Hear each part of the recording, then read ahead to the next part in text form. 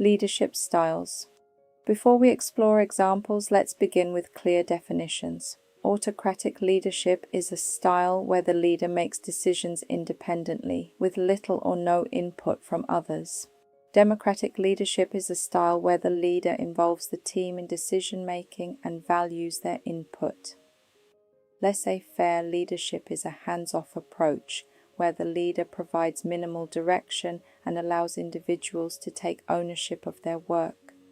In this lesson, you will understand how each style works, where it is most effective, and how it impacts people and performance.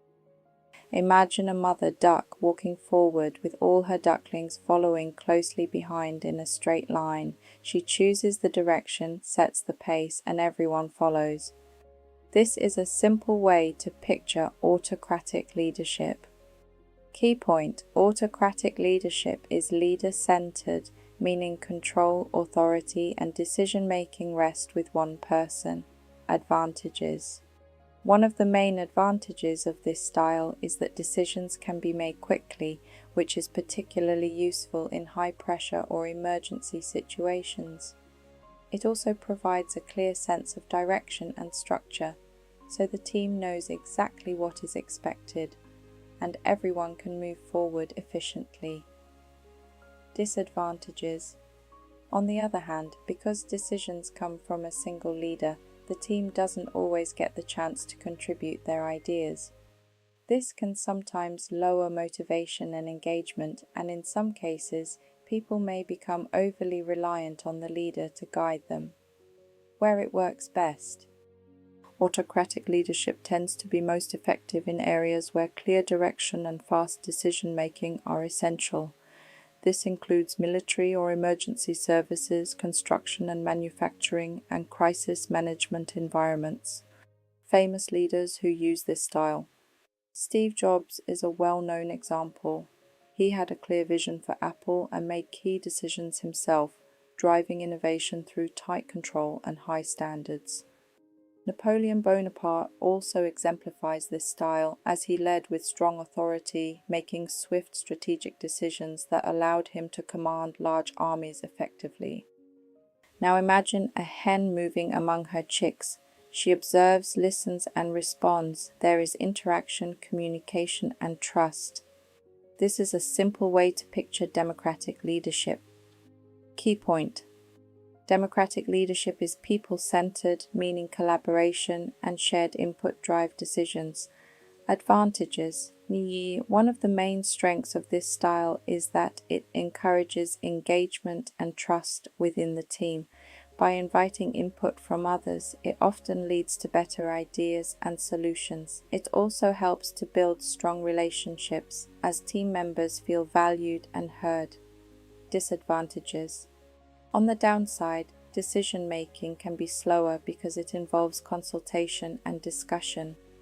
In some cases, this can lead to indecision or delays, and it may be less effective in situations that require immediate action, where it works best.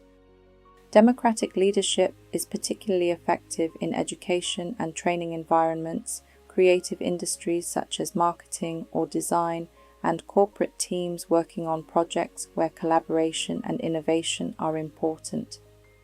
Famous leaders who use this style. Satya Nadella, CEO of Microsoft, is a great example. He transformed the company's culture by actively listening to employees, encouraging input, and fostering collaboration across teams. Nelson Mandela also embodied this style, seeking consensus, valuing dialogue, and involving others in decisions to unify and guide a nation.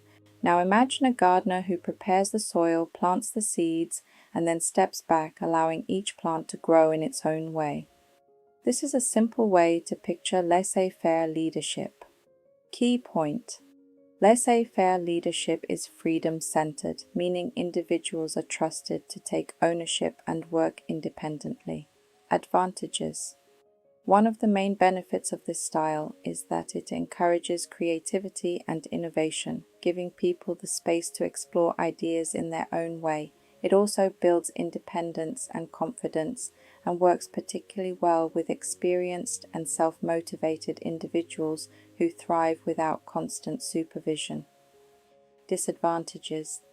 On the other hand, some team members may struggle without clear direction, and there can be a risk of low accountability.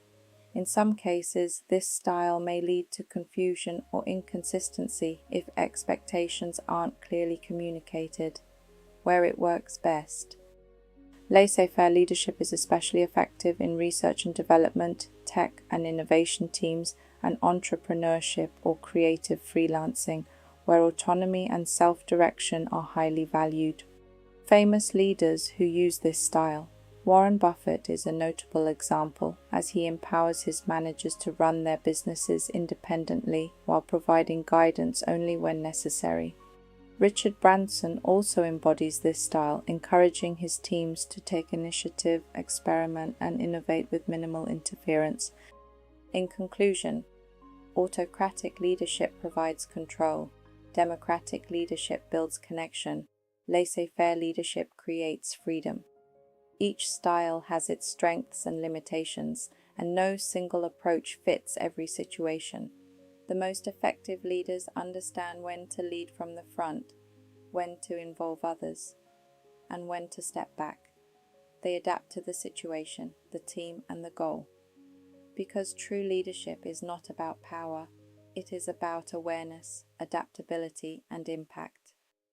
Now that you understand these leadership styles, take a moment to reflect. Which style do you naturally use?